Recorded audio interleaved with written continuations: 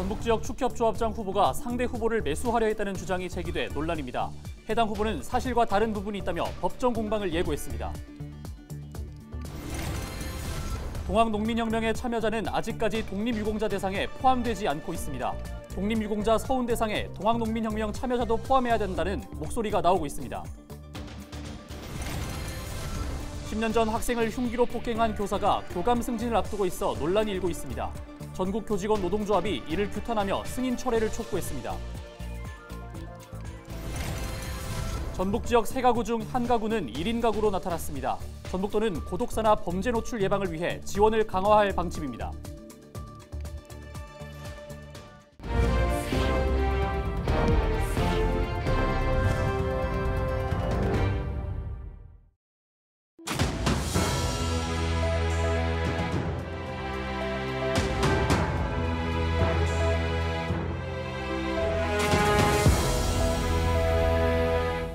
시청자 여러분 안녕하십니까? 헬로티비 전북뉴스입니다. 전북 지역 축협조합장 후보가 상대 후보를 매수하려 했다는 주장이 제기돼 논란이 되고 있습니다.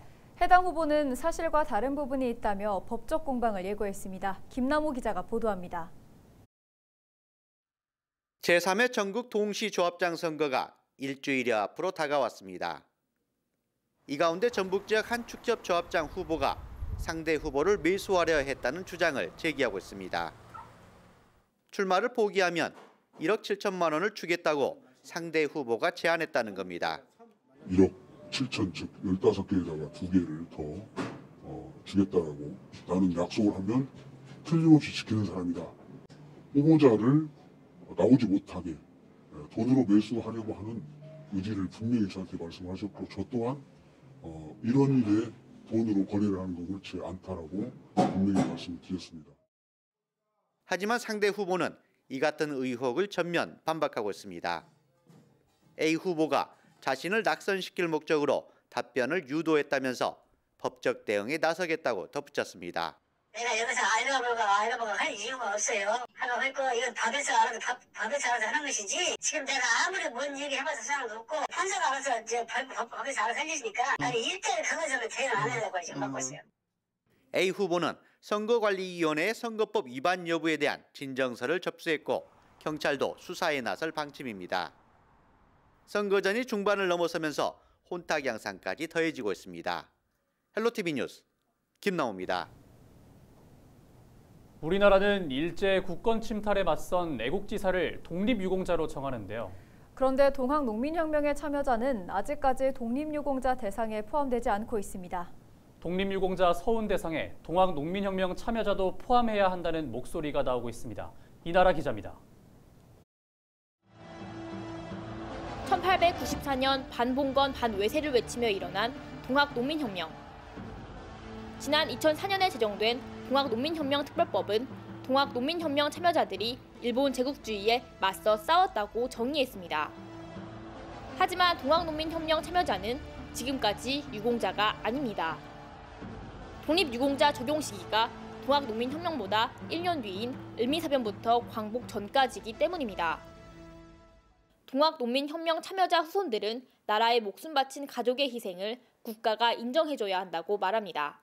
할아버지가 참여했던 부분에 대해서는 인정을 제대로 받게 해드리는 거가 후손의 도리겠구나. 그래서 서운을 받는다는 것이 그분의 그리고 동학농민혁명에 참여했던 분들의 명예를 바로 세워드리는 일이겠구나.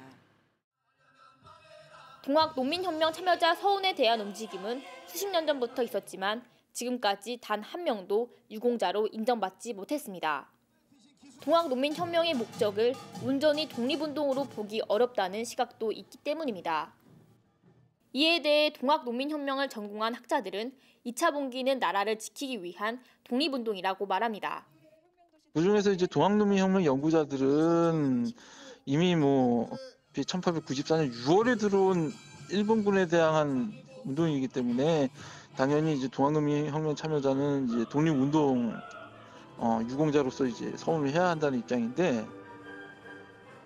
지난 2021년 진행됐던 독립유공자 서훈 공적심사위원회에서는 동학농민혁명 참여자를 서운하게 하려면 국권 침탈의 시기부터 앞당겨야 한다는 의견이 나왔습니다. 하지만 동학농민혁명과 같은 시기에 일어난 을미의병 참여자 140여 명이 서운을 받은 것으로 알려져 형평성과 공정성 문제도 제기됐습니다. 동학농민혁명 참여자 서운 촉구 목소리가 커지는 가운데 정읍과 고창을 지역구로 둔 더불어민주당 윤준병 국회의원이 최근 관련 개정법을 발의했습니다. 동학농민혁명 참여자 등의 명예회복에 관한 특별법이 제정된 지 10년이 돼가는 지금 동학농민운동이 독립운동으로 인정받고 참여자들은 유공자로 인정받을 수 있을지 귀추가 주목됩니다. 헬로티비 뉴스 이나라입니다. 전국교직원 노동조합이 2014년 학생을 식칼 등으로 때린 교사의 교감 승진 절차를 승인한 전북도교육청을 규탄했습니다. 전교조 전북지부는 2일 전북도교육청에서 기자회견을 열고 학생을 식칼로 때려 행정처분을 받은 교사가 교감 연구 대상자에 올랐는데 전북교육청이 이를 승인했다며 인권 감수성이 부족하다고 비판했습니다. 이어 전북교육청에 해당 인사를 철회하고 사립학교재단을 관리 감독할 것을 요구했습니다.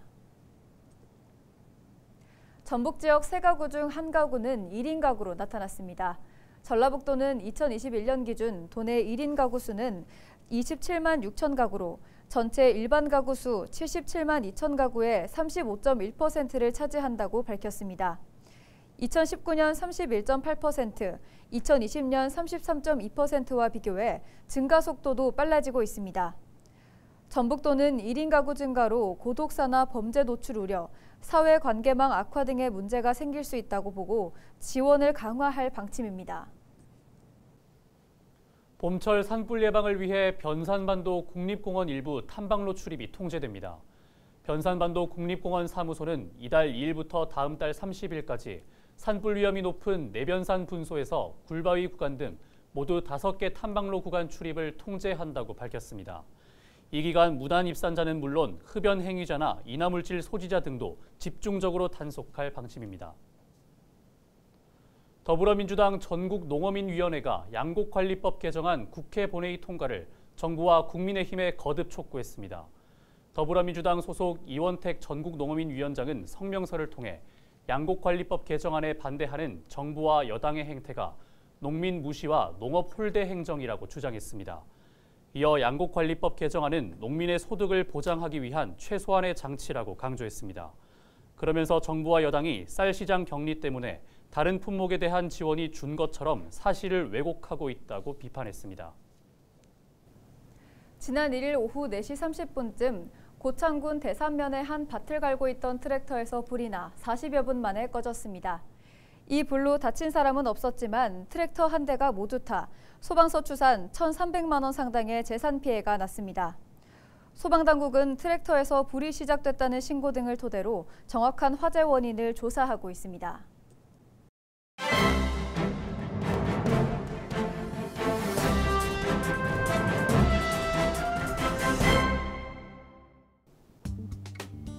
신문브리핑 전북도민일보 기사입니다. 이딴 금리 인상과 집값 내림세에 수요자들이 옥석가리기에 나서면서 전북 지역의 미분양 물량이 속출하고 있다고 합니다. 정부는 아직까지 개입할 수준은 아니라며 선을 긋고 있지만 매수세 위축에 분양가 인상까지 겹쳐 향후 미분양 주택 수가 더 늘어날 수 있다는 우려가 나오고 있는데요. 국토교통부가 발표한 1월 주택 통계에 따르면 도내 미분양 주택은 4,086가구로 집계됐다고 합니다. 이는 전월과 비교해 1,566가구 늘어난 수치인데요. 증감수와 증감률만 놓고 보면 전국에서 가장 높은 것으로 나타났다고 합니다. 공사가 끝난 뒤에도 분양되지 못해 악성 미분양으로 분류되는 준공후 미분양은 85가구로 조사됐다고 하는데요. 이처럼 미분양 주택이 급증하고 있지만 정부는 직접 개입할 수준은 아니라는 입장을 밝혔다고 신문은 전했습니다. 지금까지 신문브리핑이었습니다.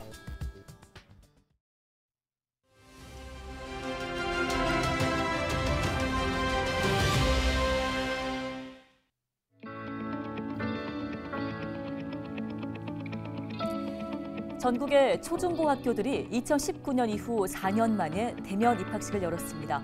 방역당국이 지난 1월 30일부터 실내 마스크 착용 의무까지 해제했기 때문인데요. 학교 안에서도 코로나19 확산 이전의 모습을 되찾게 된 겁니다. 하지만 개학 첫날 대부분의 학생들은 마스크를 쓴 채 등교했습니다. 마스크를 벗고 친구들과 선생님의 얼굴을 볼 수 있어 반갑지만 학생들과 학부모들은 아직은 감염 걱정을 우선시한 겁니다. 일상에서 마스크를 벗기까지는 아직 더 시간이 필요할 것으로 보입니다. 3월 1일 코로나19 감염자 수는 7,500여 명이었습니다. 지난 겨울 백신 추가 접종률은 13.7%에 그쳤는데요. 코로나19 확산이 줄었지만 아직 종식 단계로 보기는 어렵습니다. 그래도 우리는 일상을 되찾아가고 있는 건 분명해 보입니다. 데일리 브리핑이었습니다. 김제시 공공하수 처리장에 음식물이나 가축분뇨 등으로 바이오가스를 만드는 시설이 들어섭니다. 김제시는 환경부가 주관하는 통합 바이오가스화 시설 설치 시범 사업에 선정돼 올해부터 5년 동안 324억 원을 투입해 바이오가스 생산 시설을 설치한다고 밝혔습니다. 이번 공모 선정으로 유기성 폐자원을 활용한 신재생에너지 생산을 통해 탄소 중립을 실현해 나가고 깨끗한 김제시 조성을 추진해 나가겠습니다. 전국에서 가장 빨리 복숭아를 출하하는 남원 지역에서 복사꽃이 활짝 폈습니다. 남원시는 금지면과 수지면 일대 복숭아 재배 하우스에서 복사꽃이 만개했다며 올해 첫 복숭아가 풍년일 것이라고 예상했습니다. 아직 밖이 많이 쌀쌀하고 추워서 봄이 왔다는 걸 느낄 수 없었는데요. 이렇게 꽃을 보고 하니까 봄이 왔다는 느낌이 더욱더 확실하게 들고 설레는 마음이 듭니다. 이상으로 뉴스를 마칩니다. 함께해 주신 여러분 고맙습니다.